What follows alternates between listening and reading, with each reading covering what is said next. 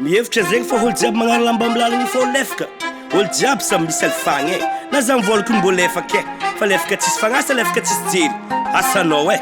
Miavaka ozitsiky nataony manatsafidy ny zanak'olombelo tsy ho sahala amin'ny biby nefa sérieux filena ariarikivo e tolomena mamy de misafidy mangidy ohatry ny efa voaozy nakafi zava-dratsy tokantrano milamintsika mbola mampirafy lany vatsy ambovy saingy alelo mandevy ny apopo abesany kaitale anaty revy nefa miova vazaha mahita pimbola tero mahay mandeha boaty fa tsy malala fimelo ny omela seliba manambady mitsofoka misy mandatsabato an'le anabofoka ny sikara manimba fa milaile foka na manepitra le sepitra mbalelo le poka akandray tsy takatra miditra mivola avance de apina amin'rindry sy microfinance Foka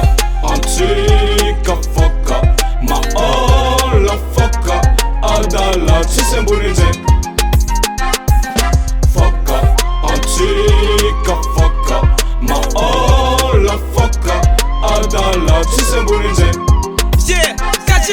raha hita fa tsy manjary nenao mbola nanogny raha tsy mitondra fahasoavagna amin'ny fiainagna ndraiky tompogny tsy fahazahoagn'ondrany anao tsy mbô avonivony karaha toaka fa tsy digny ny aignanao mbola sotromy igny e te fiainagna loatra ka digny hatramin'ny olo be nagnanatra zao viavy vo hitanao mandraiky nagnariagna fa tia manjanaka de mibabababa avakeo hoe zagna ary miangatra nefa anao efa natoro fa mody tsy mafantatra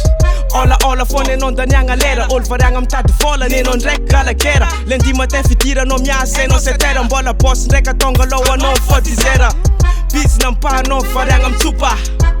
la osanao misary foka de magnamiatsigny avakeo anjara koditstonga zagna ary magnamiafogna fa antsika mihitsiny Foka